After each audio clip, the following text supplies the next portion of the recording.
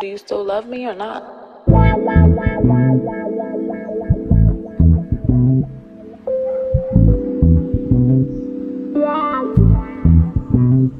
I need something outside.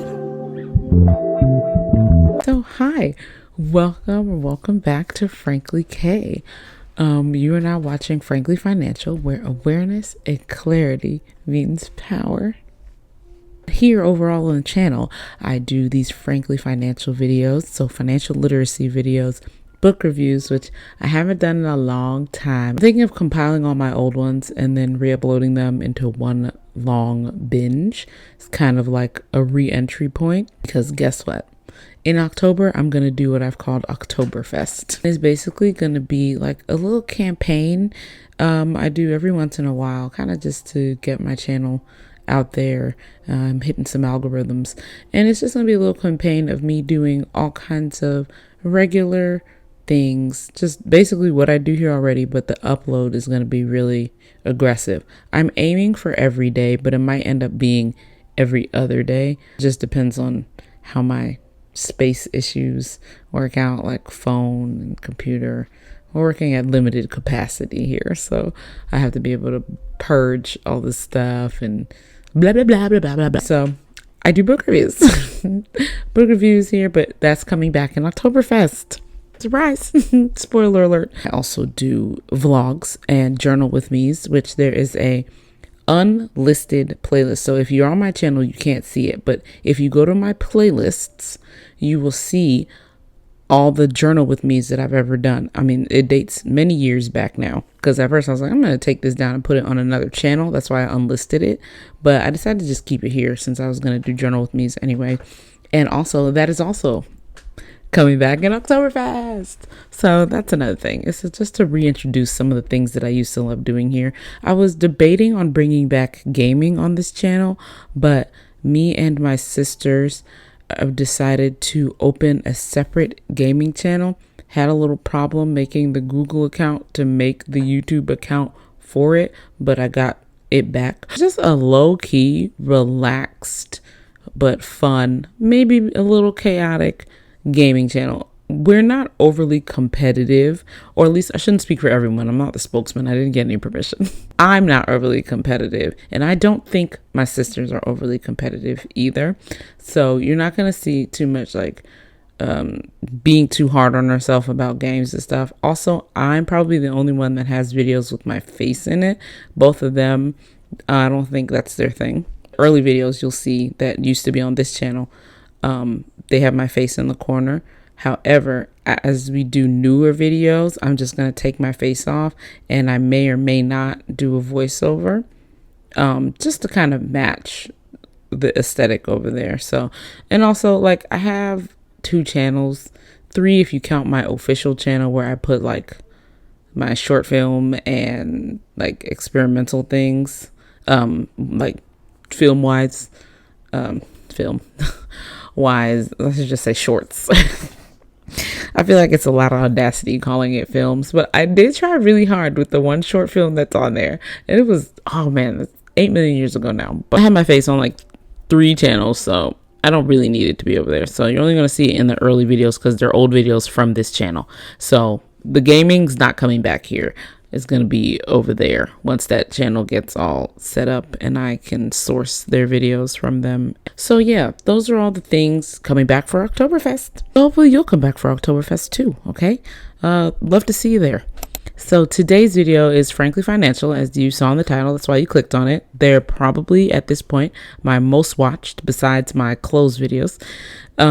So I'm really excited about that because I just love the fact that maybe some of this information is making it easier to digest financial literacy, because again, financial literacy isn't just about how to invest. Very important how to invest is in this country, the US of A. It's very important to learn how to invest because that seems to be like, honestly, one of the only ways that is still accessible for the common person, just because of apps like Robinhood and Cash App and stuff like that, who take smaller chunks of money. So that's also the importance of competition, being able to basically make other people stay in the game. So like if you have a bunch of people who let people invest in something big like Apple for $1, right? Bigger places, like one of the biggest names everyone knows, Fidelity, Charles Schwab, right? One of those bigger places, in order to stay competitive, they either have to pivot their audience reach out, like be like, okay, well, we're for the working white collar family, or we're for this high earner type of young adult. They could go that way. They'd have to pivot into a new market and really hammer that out. Or if they want to stay lucrative and relevant to the general population, they'll have to do something to compete with those low entry points, which would mean for them to also lower their minimums, for entry, like lower that barrier to entry. It's good news for the consumer, and it's good news for them, because then you have more volume and more sustainable volume, because you're not just hammering the same people over and over. People who may or may not end up making a lot of money in their lifetime, but didn't start out investing with a lot of money. So that's all good news. More good news, right? Jumping into the financial literacy. So we kind of segued from a thought topic. We'll just jump into today's topic, which is two things. I wanted to start off by talking about how the feds have lowered interest rates to 4.25%, I believe. So that's what it's saying right now. So because of that, one, you're probably going to see a couple things. Your savings and banking interest rates, some people might cut them. All right. Like usually though, because when the feds lower the rates like that, it's a chain effect. The chain effect is what I wanted to explain. For a long time, I was always like, why are people so, like, they salivate over the feds increasing or cutting rates? And the baseline, I think I've touched on it before, and I don't know if I explained it or explained it well. But to explain it a little more, I want to say that when the feds cut rates, it's basically them trying to give the economy a boost. Now, how does it give the economy a boost? It gives the economy a boost because of the fact that they've lowered basically the risk associated with loans, especially commercial and business loans, which would be the bigger loans, housing loans, stuff like that. It lowers the risk when it lowers that interest rate. How does it do that? Because if you're someone who pays any kind of loan, you can see the difference between 1 or 1.5% in your loan. That's sometimes hundreds of dollars of a difference in payments. And that is where the risk comes in, because a lot of people might default simply because the interest just accumulated so fast. This is kind of part of the problem and part of the reason why Sallie Mae / Navient had got sued for a certain amount of time in their loaning, in their private loan history. Certain loans and stuff got absolved, thanks to the CFPB, because they had found out that basically they were being very predatory about the loans and variating them. The interest loans were like skyrocket. I mean, like 24%, something crazy. Interest rate can make or break a loan and how the recipient of the loan pays it back to the lender. So that is where risk comes in. So that's why people look at credit scores for personal and business. That's why businesses have credit ratings. So these are part of the risks. This is your credit rate, your business credit rate, the Fed's interest rate. Conversely, the reason why the Feds will raise interest rates is to cool down on spending, because they are trying to raise the risk of lending money, essentially.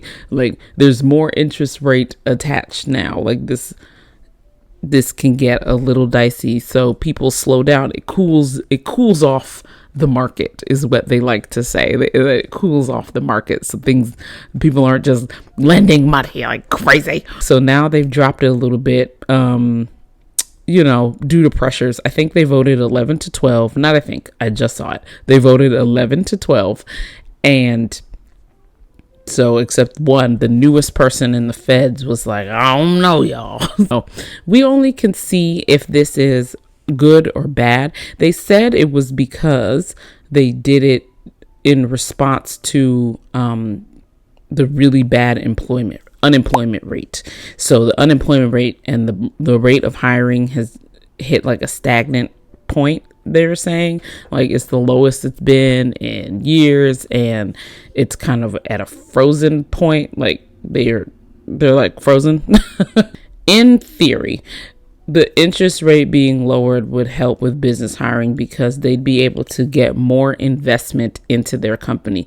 More investment into their company hopefully means that the company themselves will be reinvesting their profits back into the company for things like human resources, aka hiring personnel, and then also being able to return dividends and stuff to stakeholders and their investors. It's supposed to help with all of that because you've cut interest rates, meaning there's less money they're paying out on something like a loan and more money that they can use for operations and financial wellness of companies. So that's supposed to help with businesses hiring. It's supposed to help with people spending. So that's the whole point and why interest rates are such a big buzz, because they do kind of get set from this independent agency, which I think is very important that it's independent. There's a reason why a lot of things are independent, kind of like on their own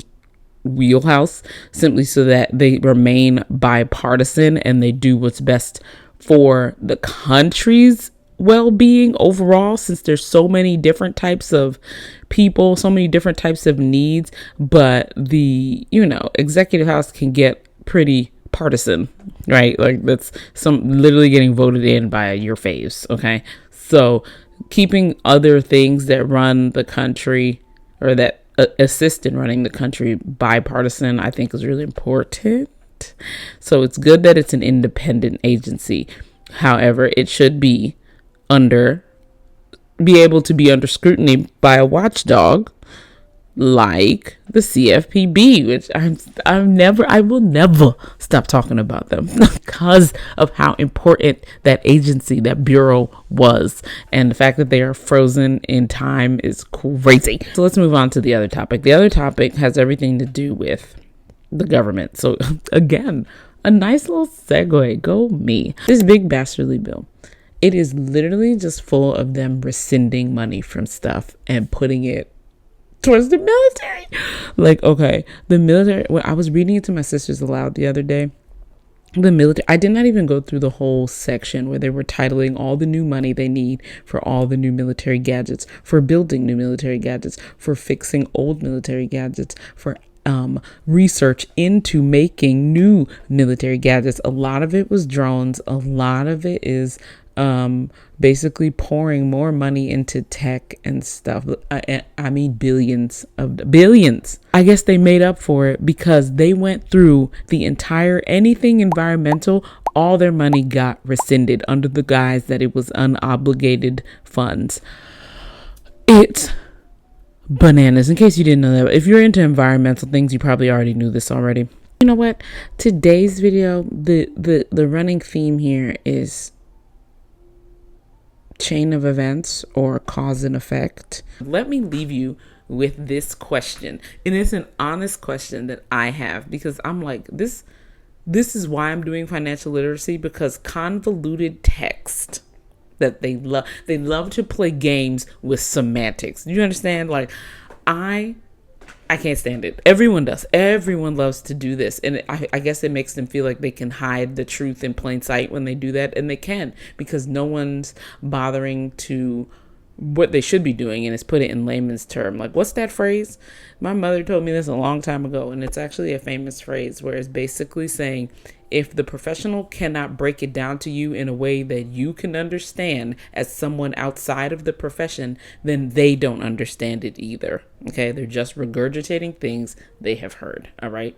So it might be easier sometimes for them to go into professional speech, and especially when professionals, I've said this before, I think here, when professionals are talking with each other. So in academic journals and other papers, maybe even blog discourse, commentary underneath another professional's video in this day and age, those, they might have a lot of jargon that they use between each other, because sometimes something is more succinct, and that's why the jargon was made, to make it more succinct to talk about. Instead of explaining the whole concept, there's a word for that concept. Or instead of explaining the entire theory, there's an abridged phrase or something, Anyway, so my question for you is, listen to what they said here. Section 70119, extension and modification of exclusion from gross income of student loans discharged on account of death or disability. Okay. So gross income does not include any amount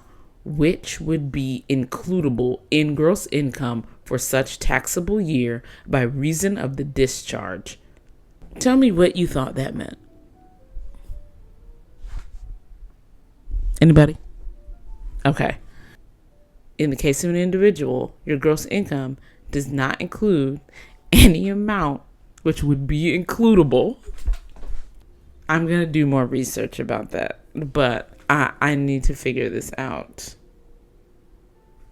Hold on. Let me do this research real fast. That loan could still, the discharging of that loan could still get taxed.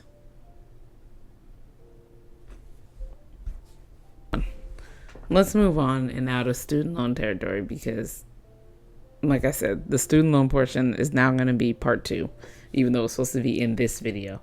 But let me tell you another thing that I saw that I think will have possibly more negative repercussions than the surface allows. People who've never worked in a restaurant or food industry don't seem to get it. But anyway, so they have one thing here. Section 70201, no tax on tips. Initial reaction when I heard that was, oh no.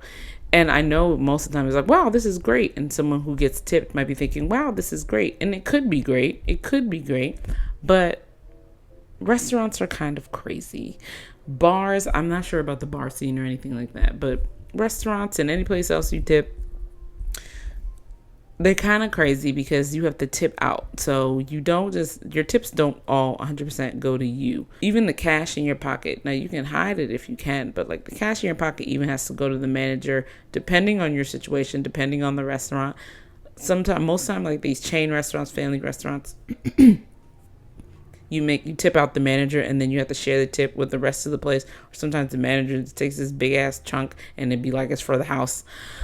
Lots of weird things happen, right, in tipping industry jobs. So anyway, anyone who lives on, like, if you're a wait staff or a host somewhere or something like that, like, please comment on how you feel about this, because here's my suspicion for the negative side of this.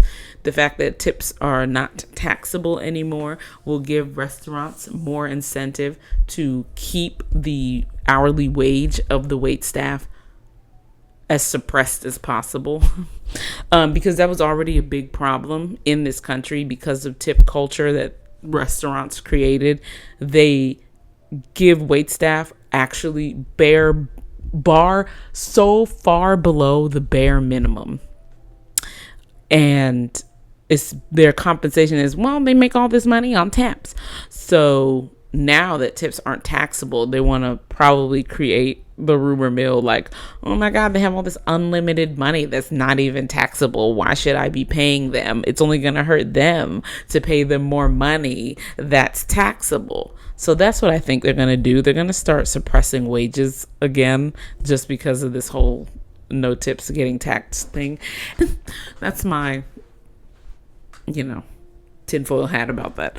On top of that, even if it is a good thing, it ends in December 2028, like after December 20. So basically, in the year 2029, this deduction disappears. So it's like a temporary deduction. Anyway, I don't know what's going on. I have to go pump. This video was, I hope, I don't mean to just enrage. I really am trying to get information out there. But all I do is make myself angry. Again, part 2 on the student loan stuff. I got a little sidetracked. I'm very sorry. But part 2, this was important and more recent. And I feel like everyone's talking about the student loan stuff right now, but I will still get into it. Maybe I should even like try to review what other people have already said so that I'm not just repeating the same things. Okay. So I'll see you guys here again. Welcome to Oktoberfest. Honestly, this is going to be the last video on this channel in September. So the next video you'll see will be part of Oktoberfest. Yeah. Bye. Thanks for watching. Go subscribe right now. It's free and it helps me a lot. Thanks. Do you still love me or not?